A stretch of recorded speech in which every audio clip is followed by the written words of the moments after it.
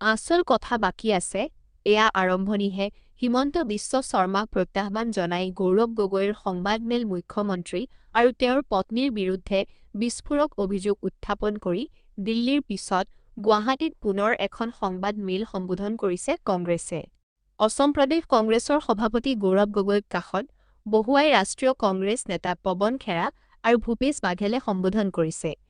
এই সংবাদমেল গুৱাহাটীৰ এই সংবাদমেলত পৱন খেৰাই হিমন্ত বিশ্ব শৰ্মাক পুনৰ প্ৰত্যাহ্বান জনাই কয় যে আপুনি আইনীভাৱে যি কৰে কৰক।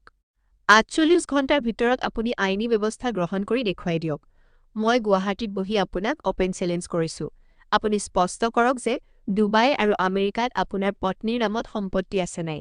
আপুনি স্পষ্ট কৰক, নহ'লে নিৰ্বাচনৰ আগত আমি এই সকলোবোৰ ৰাজহুৱা কৰিম।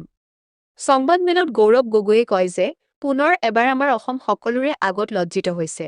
আমাৰ মুখ্যমন্ত্ৰী কিমান নীলাজ, অভদ্ৰ আৰু দুৰ্নীতিপৰায়ণ সেয়া সমগ্ৰ বিশ্বই গম পাইছে। হিমন্ত বিশ্ব শৰ্মাৰ দৰে এজন ছিণ্ডিকেটৰ চৰ্দাৰ কেনেকৈ অসমৰ পুনৰ মুখ্যমন্ত্ৰী হ'ব পাৰে।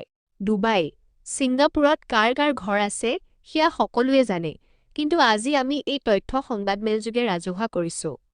ডুবাইত ভিছা থকাক লৈ গৌৰৱ গগৈয়ে কটাক্ষ কৰি কয় যে ডুবাইত কিয় ইমান সম্পত্তি ৰিণিকী ভূঞা শৰ্মাৰ, ইজিপ্ত আৰু এণ্টিগুৱাৰ পাছপৰ্ট কিয় আছে মুখ্যমন্ত্ৰীৰ পত্নীৰ, এই উত্তৰ দিব লাগিব।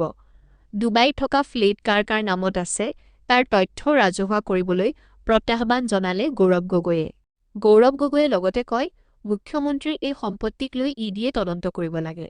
অৱশ্যে ইডি কাৰ জেপত আছে আমি জানো। পৱন খেৰাই আজি আৰম্ভণিহে কৰিছে। লাহে লাহে আৰু বিস্ফোৰক তথ্য পোহৰলৈ আহিব। সংবাদমেলত গৌৰৱ গগৈৰ বিৰুদ্ধে হিমন্ত বিশ্ব শৰ্মা আৰু পত্নী ৰিণিকী ভূঞা শৰ্মাই এতিয়ালৈকে কিমানটা মানহানিৰ গোচৰ তৰিছে তাৰ সন্দৰ্ভতো ব্যাখ্যা আগবঢ়ায়। মুখ্যমন্ত্ৰীৰ সকলো কলা অধ্যায় যেতিয়া পোহৰলৈ আহিছে, এতিয়া তেওঁ আইনী ব্যৱস্থা গ্ৰহণ কৰাৰ ভয় দেখুৱাইছে। তেওঁ কিয় ভাবিছে যে আইনী ব্যৱস্থা গ্ৰহণ কৰিলে এই কথাবোৰ চৰ্চা নহ'ব। এইবাৰ ৰাইজে বিবেক ভোট দিব আৰু আমাৰ চৰকাৰ আহিলে এই সকলোবোৰৰ বিৰুদ্ধে গোচৰ তৰিম। CBI, ইডি সকলো লগাই আমি তদন্ত কৰিম। সংবাদমেলত এইদৰে কয় গৌৰৱ গগৈয়ে। হিমন্ত বিশ্ব শৰ্মাক কটাক্ষ কৰি গগৈয়ে লগতে কয়, তেওঁলোকে কৈছে আমি মিছা কৈছোঁ, কিন্তু আপোনালোকে কেতিয়াবা অপৰাধীয়ে কেতিয়াবা অপৰাধ কৰিছোঁ বুলি কোৱা দেখিছে নেকি? ঠিক তেনেদৰেই হিমন্ত বিশ্ব শৰ্মায়ো মিথ্যাচাৰৰ আশ্ৰয় লৈছে। হিমন্ত বিশ্ব শৰ্মাই কৰ্টৰ কেছু নাইকিয়া কৰি দিছে। গতিকে এইবাৰ তেওঁৰ কাৰণে সৰু কথা। সংবাদমেলৰ শেষত মুখ্যমন্ত্ৰীক প্ৰত্যাহ্বান জনাই গৌৰৱ গগৈয়ে কয় যে বিদেশত মোৰ আৰু মোৰ পৰিয়ালৰ সম্পত্তি নাই বুলি মই গীতাত হাত থৈ শপত খাব পাৰিম। কিন্তু হিমন্ত বিশ্ব শৰ্মাই গীতাত হাত থৈ এই কথা ক'ব পাৰিবনে? মই তেওঁক অপেন চেলেঞ্জ কৰিছোঁ। সংবাদমেলত ভূপেশ বাঘেলে কয় যে এতিয়ালৈকে কেইখনমান দেশৰ সম্পত্তিৰ তথ্যহে আমি ৰাজহুৱা কৰিছোঁ। মুখ্যমন্ত্ৰী হিমন্ত বিশ্ব আৰু পৰিয়ালৰ আৰু সম্পত্তিৰ তথ্য আমাৰ হাতত আছে। মুখ্যমন্ত্ৰীৰ লগতে অসমৰ বহুকেইগৰাকী মন্ত্ৰীৰ অবৈধ সম্পত্তিৰ তালিকাও আমাৰ হাতত আছে। এই সকলোবোৰ লাহে লাহে আপোনালোকৰ মাজলৈ আহি আছে।